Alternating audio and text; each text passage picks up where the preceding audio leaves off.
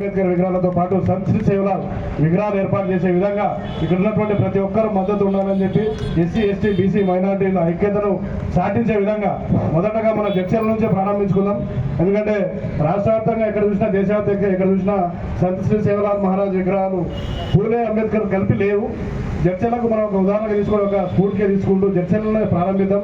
ఇక్కడ నుంచి రాష్ట్ర వ్యాప్తంగా ఇక్కడ నుంచి దేశవ్యాప్తంగా ఈ యొక్క ఐక్యత అనేది ముందరకు పోయే అవకాశం ఉంది. కాబట్టి ఆ విధంగా అందరూ రేపు సేవలాల్ మహారాజ్ విగ్రహాల ప్రతిష్టకు మీరందరూ కూడా సపోర్ట్ చేయాలని చెప్పి నా తరఫున విజ్ఞప్తి చేస్తూ, అదేవిధంగా ఈరోజు బీసీల గురించి అనుకుంటాం, భారతదేశంలో ఉన్నటువంటి ఎస్సీ బీసీ మైనారిటీ మెజారిటీ వర్గాలు ఏదైతే 85% ఉన్నామో ఈరోజు చిన్నగా బీసీల గురించి మాట్లాడుకుంటే ఈరోజు ఉన్నటువంటి అడవిలో ఉన్నటువంటి పులులు ఎన్ని ఉన్నాయి, జింకలు ఉన్నాయి, ఆవులు ఉన్నాయి, పందులు ఉన్నాయి, కుక్కలు ఉన్నాయి అని చెప్పి కూడా లెక్కలు ఉన్నాయి భారత ప్రభుత్వం కేంద్ర ప్రభుత్వం దగ్గర.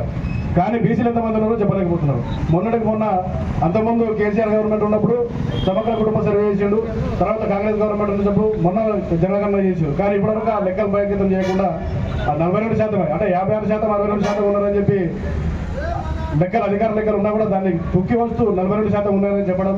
అదేవిధంగా కేంద్ర ప్రభుత్వం దగ్గర అసలు లెక్కలు లేవు. అంటే ఇప్పటికీ బీసీలకు జనగణన అనేది ఇప్పటివరకు జరగడం లేదు. అంటే ఇది తీవ్రంగా బీసీలకు అన్యాయం చేయడం. దీనివల్ల ఏమవుతుందంటే ఎక్కడ నుండి చట్టసభల్లో, పార్లమెంట్లో కానీ, అసెంబ్లీలో కానీ, రేపు గ్రామ పంచాయతీల్లో కానీ, అసలు ఎక్కడ మున్సిపాలిటీలో కానీ ఎక్కడైనా కూడా రిజర్వేషన్లు కోల్పోయే ప్రమాదం. దాంతోపాటు ఏదైతే ఈరోజు చదువులో మనం ఏదైతే సీట్లు ఆశిస్తున్నామో, ఇంజనీరింగ్ సీట్లు కావచ్చు, లా సీట్లు కావచ్చు, లేకపోతే ఎంబీబీఎస్ కావచ్చు, వేరే ఏదైనా ఇతర సీట్లు మనం ఏదైతే ఉన్నామో మన యొక్క జనగణన లేకపోవడం వల్ల, రిజర్వేషన్లు లేకపోవడం వల్ల యొక్క సీట్లు కోల్పోవడం అనేది తీవ్రమైన నష్టాన్ని మనకు జాతికి ఏర్పడుతూ ఉంది. కాబట్టి ఈ కేంద్ర రాష్ట్ర ప్రభుత్వాలు ఏదైతే బీసీ జనగణనతో పాటు సమగ్ర కుటుంబ మొత్తం ఏదైతే జనాభా ఉందో ఈరోజు తెలంగాణ రాష్ట్ర వ్యాప్తంగా కావచ్చు, భారతదేశ వ్యాప్తంగా సమగ్ర జనగణన జరిపి వారి యొక్క జనాభాను సంపూర్ణంగా బయటపెట్టాలి.